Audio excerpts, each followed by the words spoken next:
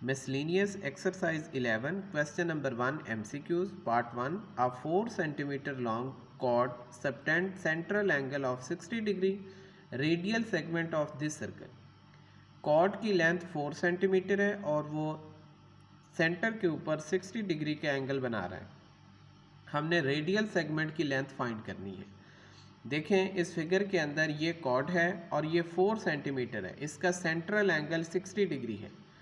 अगर ये एंगल 60 है तो ये दोनों भी 60 होंगे। उसकी रीज़न क्या है कि ये दोनों रेडियस हैं और ये इक्वल इन लेंथ है।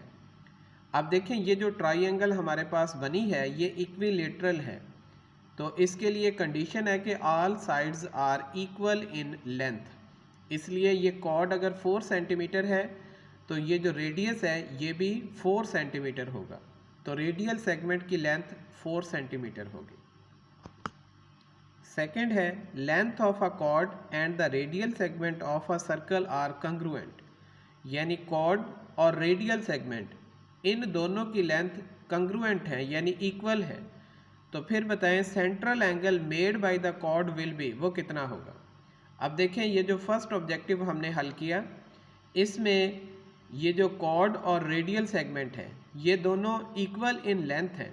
तो देखें कॉर्ड का जो सेंट्रल एंगल है वो 60 डिग्री है, तो इस सूरत में जब रेडियल सेगमेंट और कॉर्ड इक्वल इन लेंथ हो उस सूरत में जो कॉर्ड सेंटर के ऊपर एंगल बनाएगा वो 60 डिग्री होगा।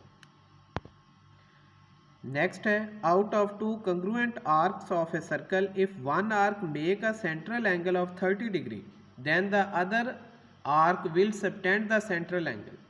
देखें दो आर्क हैं, एक ए बी और एक सी डी, ये कंग्रुएंट हैं। तो अगर दो आर्क कंग्रुएंट हों तो उनका ये जो सेंट्रल एंगल है ये भी कंग्रुएंट होगा। अगर एक आर्क सेंटर के ऊपर 30 का एंगल बनाएगी तो दूसरी आर्क भी सेंटर के ऊपर 30 का एंगल ही बनाएगी। नेक्स्ट है an arc subtend a central angle of 40 degree then the corresponding chord will subtend a central angle. ये देखें ये आर्क ए बी है, ये सेंटर के ऊपर 40 डिग्री का एंगल बनाती है, तो इसका जो करस्पॉन्डिंग कॉर्ड है ये ए बी, ये भी सेंटर के ऊपर 40 डिग्री का ही एंगल बनाएगा। ऑब्जेक्टिव 5 में है pair of chord of a circle subtending to congruent central angle is. कहते हैं दो कॉर्ड हैं उनका सेंट्रल एंगल कंग्रुएंट है, तो वो कॉर्ड आपस में कैसे होंगे। ये देखें ये कॉर्ड ए बी है, ये सी डी है। अगर इन दो का कॉर्ड का सेंट्रल एंगल कंग्रुएंट है तो ये दो कॉर्ड भी आपस में कंग्रुएंट होंगे। नेक्स्ट है if an arc of a circle subtend a central angle 60 degree then corresponding chord of arc will make the central angle. देखें जो आर्क सेंटर पे एंगल बनाएगी कॉर्ड भी वही एंगल बनाएगा, यानी कॉर्ड का और आर्क का जो सेंट्रल एंगल है ये इक्वल है। तो अगर एक आर्क सेंटर के ऊपर 60 डिग्री का एंगल बना रही है तो इसी आर्क का जो करस्पॉन्डिंग कॉर्ड है वो भी सेंटर के ऊपर 60 डिग्री का एंगल बनाएगा। ऑब्जेक्टिव 7 है the semi circumference and the diameter of a circle both subtend a central angle of dash. अब देखें इसमें जो हमने आर्क ली है वो ये सेमी सर्कल लिया और जो कॉर्ड लिया है इसका करस्पॉन्डिंग वो ये डायामीटर है। तो अब इन दोनों का जो सेंटर के ऊपर एंगल बनेगा वो 180 डिग्री होगा। नेक्स्ट है the chord length of a circle subtending a central angle of 180 degree is always. इसमें वो कहते हैं उस कॉर्ड की लेंथ बताएं जो जिसका सेंट्रल एंगल 180 डिग्री हो। तो देखिए ये कॉर्ड है जिसका सेंट्रल एंगल 180 डिग्री है। अब देखें ओ से ए रेडियस है, ये भी रेडियस है, तो ये कॉर्ड किसके इक्वल है, double of the radius.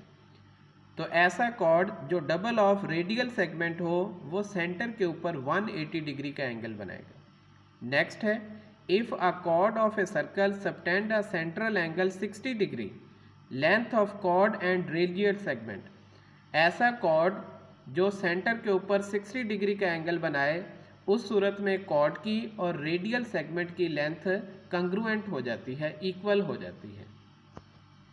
Last है the arc opposite to incongruent central angle. ऐसी दो आर्क जिनके सेंट्रल एंगल इनकंग्रुएंट हैं, यानी वो इक्वल नहीं है, तो उस सूरत में आर्क ऑलवेज इनकंग्रुएंट, वो जो आर्क हैं वो भी इनकंग्रुएंट होंगे। यानी अगर आर्क कंग्रुएंट है उनके सेंट्रल एंगल भी कंग्रुएंट होंगे, और अगर आर्क इनकंग्रुएंट हैं तो उनके सेंट्रल एंगल भी इनकंग्रुएंट होंगे।